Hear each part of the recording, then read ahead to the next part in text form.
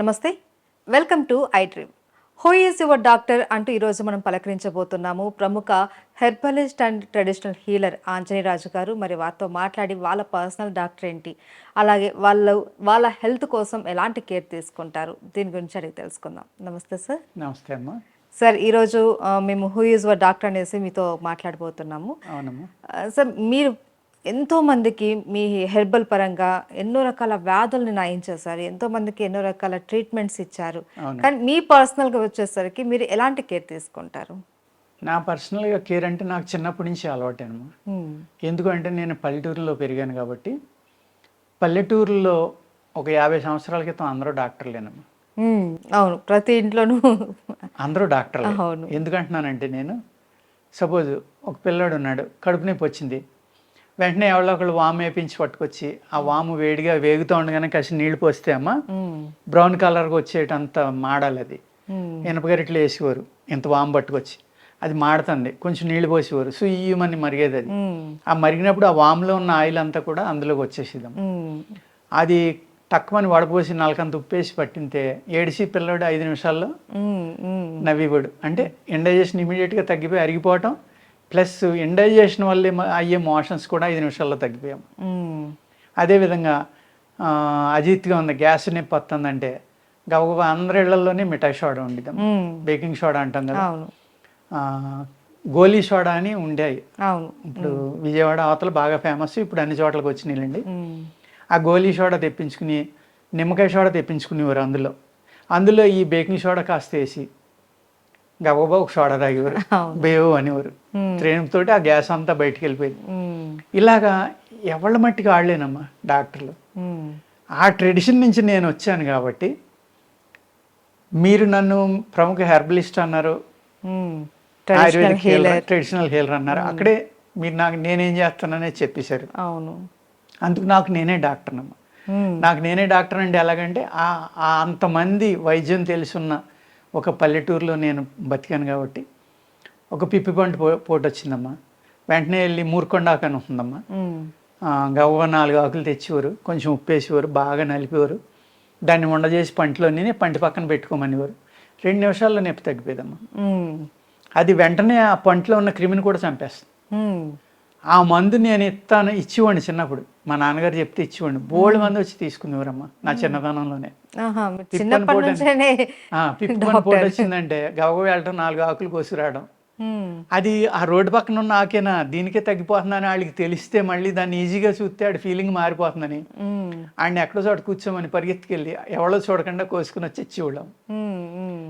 ఆ విధంగా ప్రతి పల్లెటూరులోని ఈ విధమైన వైద్యాలు ఉండేవమ్మ. అప్పట్లో ఒక మంగళిపట్టి అని దొరికిదమ్మా. ఎవరైతే బార్బర్స్ ఉంటారో వాళ్ళు కొన్ని పట్టీలు చేసేవారమ్మ. పూర్వం ఒక శాస్త్రం ఉంది కూడా, మంగళ వైద్యం అనేవారు. అది చాలా గొప్పగా వైద్యం చేసేవారమ్మ అప్పట్లో. వాళ్ళని అవమానించడానికి ఇంకోటి కాదు. ఫస్ట్ రేనోప్లాస్ట్ సర్జరీ అనేది ఒక బార్బర్ చేసాడమ్మ ఇండియాలో. ఒక బ్రిటిష్ జనరల్ యుద్ధంలో ముక్కు ఊడిపోతే ఆ ముక్కుని ఇలా పట్టుకుని, ఆ ముక్కు ఊడిపోయిన ముక్కు కూడా పట్టుకుని వెళ్తూ ఉంటాడు రోడ్డు అంట. వాడు బాధపడతా వెళ్తా ఉంటే ఒక క్షౌరం చేసి బార్బరు అరుగు మీద కూర్చున్న అతను చూసి ఇలా రమ్మంటాడు, దగ్గరికి వస్తాడు. ఆ ముక్కు ఉంది, ముక్కు ఏమైందంటే ముక్కు తెగిపోయిందని ఆ చేతిలో పెడితే నేను అతికేస్తాను కూర్చోమని అతికేసాడు. ఎలా సార్? అతకటంలో ఎలా అంటేనమ్మా మచ్చ కూడా లేదు. అంత గొప్ప సర్జన్స్ ఉండేవారమ్మా. దాన్ని మంగళ వైద్యం అనేవారు అప్పట్లో. అది వాళ్ళు ఒక రకమైన పట్టీలు చేసేవారమ్మా, నొప్పులకు కానీ కురుపులకు కానీ. ఆ పట్టి బొర్రెలతో ఉండేదమ్మా. ఒక గుడ్డ క్లాత్ ఉండేది. ఆ క్లాత్కి కొన్ని చెట్ల యొక్క మిల్క్, అంటే క్యాక్టస్ పొదల మిల్క్ పొడిచమ్మ, ఆ మిల్క్ మీద ఏయో మందులు అంటించేవారు. అది ఒకసారి మీరు అంటించుకుంటే ఆ నొప్పి తగ్గాకనే ఊడేది కాదమ్మా. ఎన్ని రోజులు స్నానం చేసినా ఊడేది కదా, నొప్పి తగ్గాక ఊడిపోయేది. అదే విధంగా ఒక సెగ్గడ్డ వేసింది మీకు, ఒక బాయిల్ వచ్చింది చర్మం మీద, దానికి అంటింతే పగిలిపోవటానికి అంటించమంటే ఒక రకం ఇచ్చేవారు, అణిగిపోవటానికి అంటే ఇంకో రకం ఇచ్చేవారు వాళ్ళు. అది అంటింతే తగ్గిదాకా ఊడేది కాదు. అన్ని రకాలైన అద్భుతాలు పల్లెటూరులో ఉండేవమ్మ. ఆ నాలెడ్జ్ని మనం కోల్పోతున్నాం, ఇవాళ కోల్పోయాం. అటువంటి సిస్టమ్ నుంచి వచ్చాను కాబట్టి నాకు నేనే డాక్టర్ అమ్మ. ఎందుకంటే 7ంటికి వేడివేడి భోజనం, మంచి పప్పు, మంచి ఆవకాయ, మంచి మజ్జిగ, అదే మహదానందం. ఏడవకుండా తినేసేవాళ్ళం. మధ్యాహ్నం ఏయో జంతికలను, కొమ్ములను, లేకపోతే వేరుశనక్కాయలు, బఠానీలు ఇలాంటివి. మళ్ళీ సాయంత్రం 5ంటికే భోజనం. 5 అవ్వకుండా అందరికీ భోజనాలు అయిపోయామ్మా. 7:30కి పడుకునేవారు.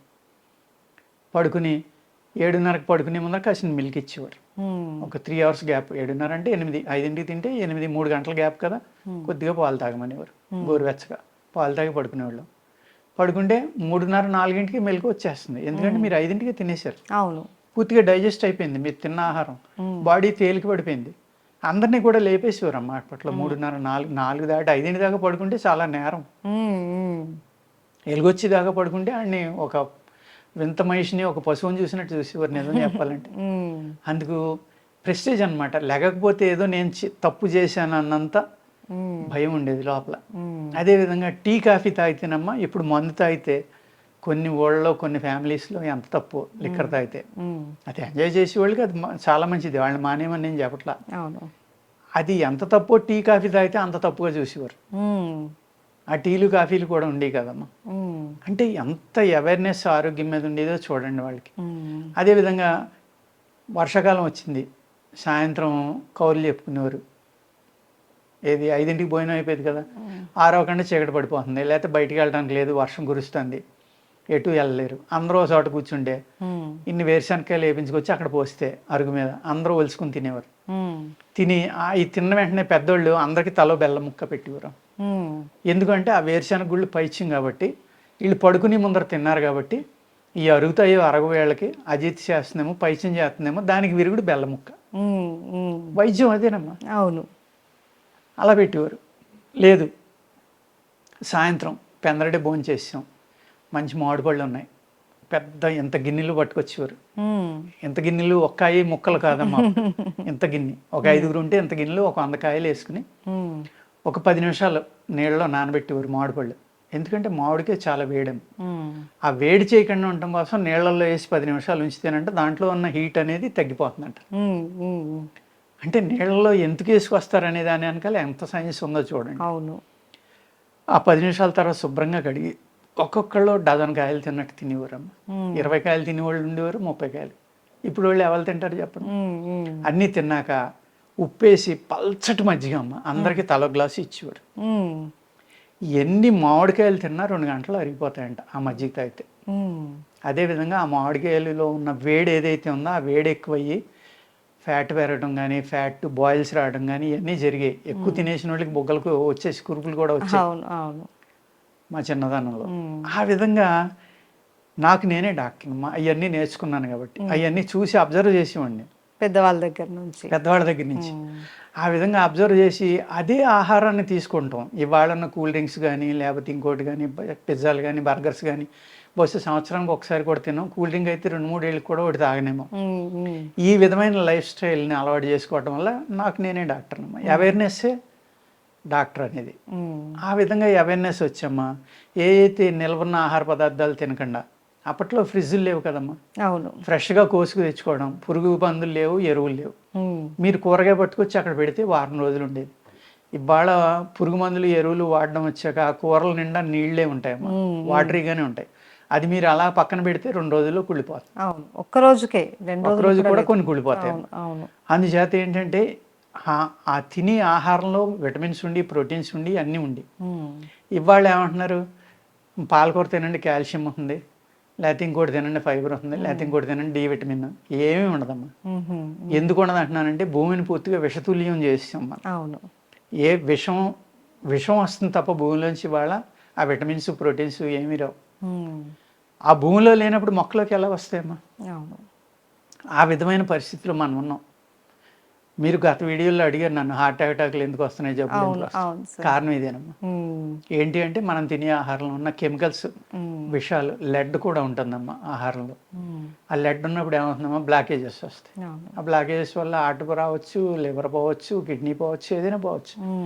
ఇవన్నీ పోవాలి అంటే ఏం చేయాలి? మంచి వ్యాయామం కానీ, ఇంకోటి కానీ.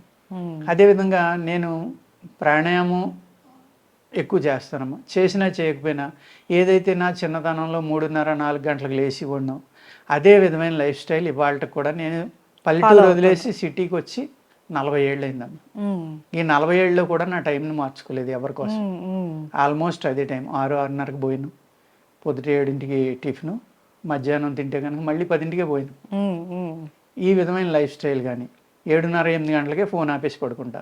ఉమ్, మళ్ళీ తెల్లవారుజామున 3:30-4ంటికి ఏదైతే బ్రహ్మముహూర్తం అంటారో ఆ టైంలో లేచిపోతాం. ఉమ్, ఆ లేవడం కాస్త ఎక్సర్సైజు, యోగా, ప్రాణాయామం ఏదోటి. ఆ విధమైన లైఫ్ స్టైల్ మనం ఫాలో అయినప్పుడే మనం మన జీవితాన్ని ఎంజాయ్ చేయగలం, సుఖంగా చచ్చిపోగలం అని నా లెక్కమ్మ. ఒక్క వీడియోలో మీ లైఫ్ స్టైల్ అండ్ అలాగే మీ పర్సనల్ డాక్టర్ మీరే అని అండ్ అలాగే జనాలకు కూడా ఎలాంటి లైఫ్ స్టైల్ ఉంటే హెల్తీగా ఉంటారు, ఎలాంటి ఫుడ్ తీసుకోవాలి అని చాలా క్లియర్గా చెప్పారు సార్ మాకు. Thank you so much. నమస్తే అమ్మ.